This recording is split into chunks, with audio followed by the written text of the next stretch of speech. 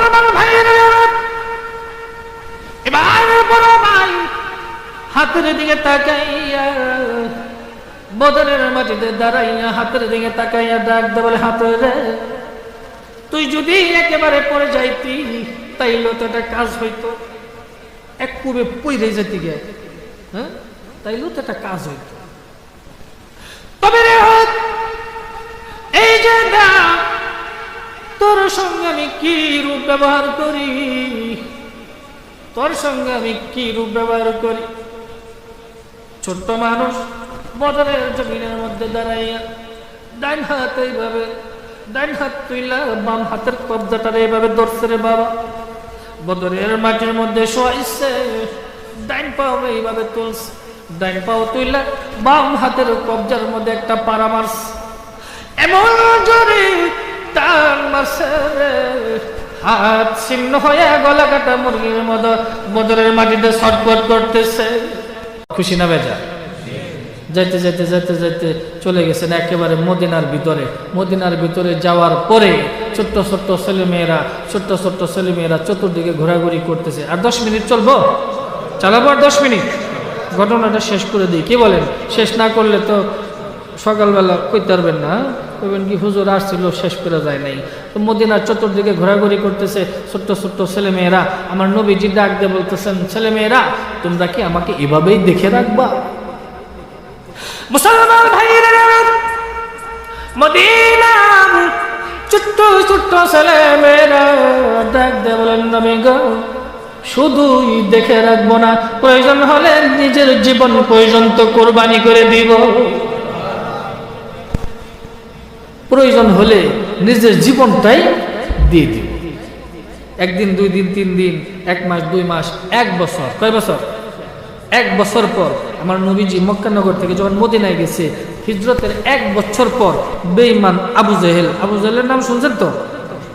ভালো না খারাপ? কাটটা একটা বদমাশ ছিল এই বেটা। এই আবু জেহেল আমার নবীকে মক্কানগর থেকে তাড়িয়ে দিয়েছে, এরপরেও শান্তিতে আমার নবীকে বসবাস করতে দেয় নাই। 1 বছর যেতে না যেতে বদরের যুদ্ধের ঘন্টা বাজিয়ে দিয়েছে আমার নবীকে মারার জন্য। বদরের যুদ্ধের ঘন্টা যখন বাজিয়ে দিয়েছে, যুদ্ধ তো করতেই হবে, নাম লিস্ট করতেছে, নাম লিস্ট। বদরের যুদ্ধের সাহাবীদের সংখ্যা না কয়জন ছিল? 313 জন। এই 313 জনের মধ্যে 2 জন সাহাবী ছিলেন ছোট্ট 2টি সাহাবী। এই 2 জন সাহাবী নবীজির সামনে এসে ডাক দিয়ে বলেন, নবী গো আমরাও একই মায়ের 2 সন্তান যুদ্ধের ময়দানে যাইতে চাই। মুসলমান ভাইরা, দিনের নিয়ম তোমাদের নাম কি? বড় ভাই ডাক দিয়ে বলে, আমার নাম মুআজ, আমার ছোট ভাইয়ের নাম মুআবিজ। দিনের নবী ডাক দিয়ে বলে, মুআজ মুআবিজ রে, তোমরা 2 ভাই, একই মায়ের সন্তান, 2 ভাই, 2 ভাইয়ের মধ্যে বড় জনকে পারমিশন দিয়ে দিলাম, ছোট তোমাকে পারমিশন দেওয়া হলো না। 2 ভাই একসাথে আসছে, বড় ভাই পারমিশন পাইছে, ছোট ভাই পারমিশন পায় নাই। ছোট ভাই খুশি না বেজার? মুসলমান ভাইরা, এবার ছোট ভাই হাউমাউ করে কান্না শুরু করে দিয়েছে। দিনের নবী ডাক দিয়ে বলেন, মুআবিজ রে তুমি কি জন্য এমন করে কান্না কর? ছোট ভাই ডাক দিয়ে বলেন, নবী গো বাড়ির থেকে মার কাছ থেকে বিদায় নিয়ে আসলাম যুদ্ধের ময়দানে যাওয়ার জন্য, আমার বড় ভাইকে পারমিশন দিলেন, আমাকে পারমিশন দিলেন না। নবী গো বেয়াদবি মাফ করবেন, আমি কি একটু জানতে পারি কি জন্য আমার বড় ভাইকে দিলেন, আমাকে দিলেন না? দিনের নবী বলেন, রে মুআবিজ তোমার চাইতে তোমার মায়ের গায়ে শক্তি বেশি, তাই বড় মায়ের গায়ে শক্তি বেশি, এটা তো স্বাভাবিক। ছোট ভাই ডাক দিয়ে বলে, নবী গো শক্তির জন্যই যদি হয়, শক্তির জন্যই যদি হয় তাইলে আমার বড় ভাইয়ের সঙ্গে আমাকে কুস্তি লাগায় দেন, আমাকে কুস্তি লাগিয়ে দেন। আমি যদি আমার বড় ভাইকে ফেলে দিতে পারি তাইলে কি বদরের ময়দানে যাইতে পারবো নি? আমার নবী বলেন, যদি লাগো তো দেখি, একটু টেস্ট করি, দেখি তোমার গায়ে শক্তি কেমন। কুস্তি শুরু হয়ে যাবে। কুস্তি শুরু হওয়ার আগে কুস্তি শুরু হওয়ার আগে ছোট ভাই বড় ভাইকে চোখের ইশারা দিয়ে বুঝিয়ে দিয়েছে। চোখ দিয়ে কথা বলা যায় না? চোখ দিয়ে তো কত কথা। আপনি না পারলেও বাড়ি যায় জিগাই চোখ দিয়ে কেমন কথা বললা। চোখ দিয়ে বুঝাই দিয়েছে। কি বুঝাইছে? বুঝাইছে বাইরে তুই তো বড় আমি ছোট। কে রে ভাই, বাড়িতে আসলাম যুদ্ধের ময়দানে যাওয়ার জন্য। তোর তো পারমিশন হয়ে গেছে, আমার তো পারমিশন হয় নাই। নবী যেটা বলে সেটা করে। তোর তো পারমিশন হয়ে গেছে, এটা তো আর কোনোদিন ক্যান্সেল হবে না। ক্যান্সেল হইব? তবে রে ভাই আমি জানি আমি পারি না, তুইও জানোস আমি তোর সঙ্গে আমি পারি না।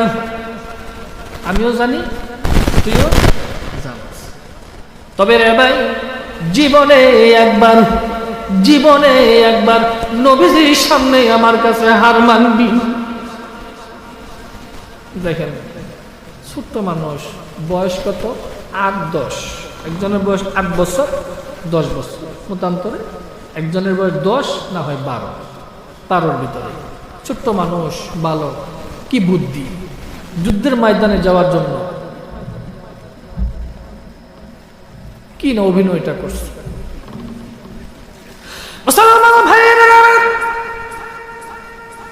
এবার ছোট ভাই বড় ভাইকে বুঝিয়ে দিয়েছে জীবনে একবার নবীজির সামনে হার মানবি।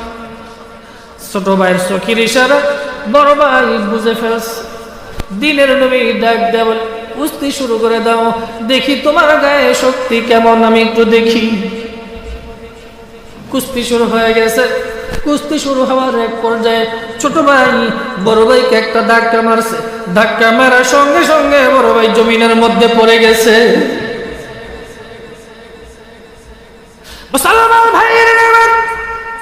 এবার ছোট ভাই একটা লাফ দিয়ে বড় ভাইয়ের বুকের মধ্যে চাপ দিয়ে বসে নবীজির চেহারা মোবারকের দিকে তাকাইয়া ডাক দিয়ে বলেন, নবী গো, দেখলেন কত তাড়াতাড়ি আমার বড় ভাইকে জমিনের মধ্যে ফেলে দিলাম।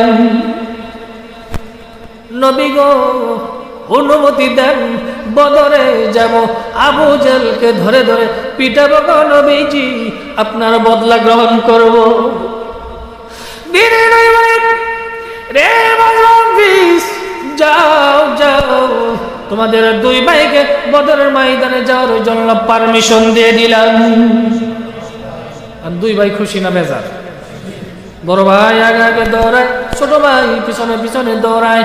বড় ভাই ডাক দিয়ে বলে, ছোট রে, আমি সামনের দিকে খেয়াল করব, তুই পিছন দিক থেকে খেয়াল করবি, পিছন দিক থেকে কেউ যেন আমাদেরকে আক্রমণ করতে না পারে।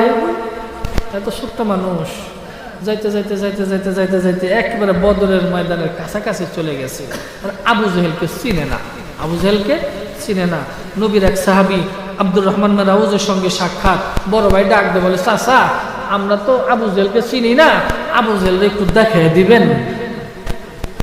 এই আব্দুর রহমান রাউজ ডাক দিয়ে বলে, তোমরা ছোট্ট মানুষ, আবু জেহেলকে দিয়ে কি করবা? এত অনেক বড় মাপের লোক।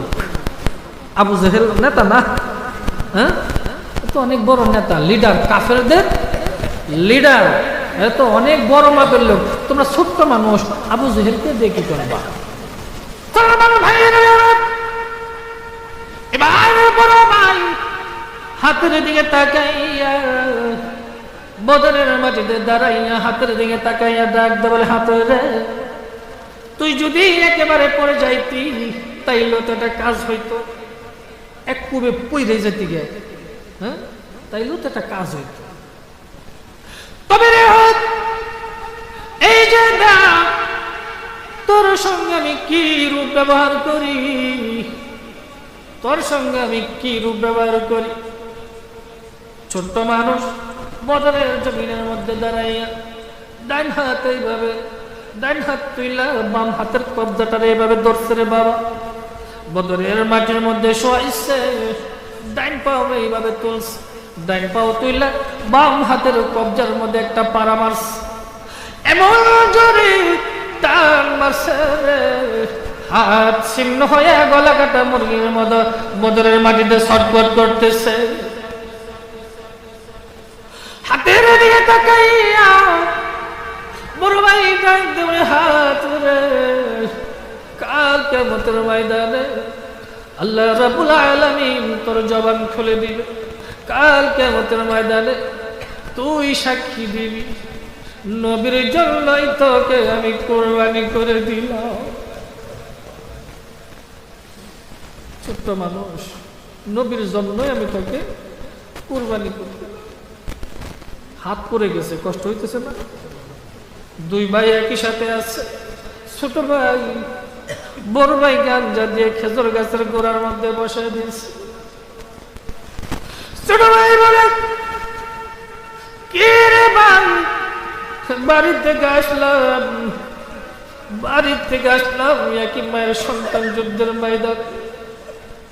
তোর কপাল কত ভালো রে, তোর কপাল কত ভালো, তুই তো নবীর নামে হাত কুরবানি দিলি, আমি তো নবীর নামে কোনো কিছুই দিতে পারলাম না।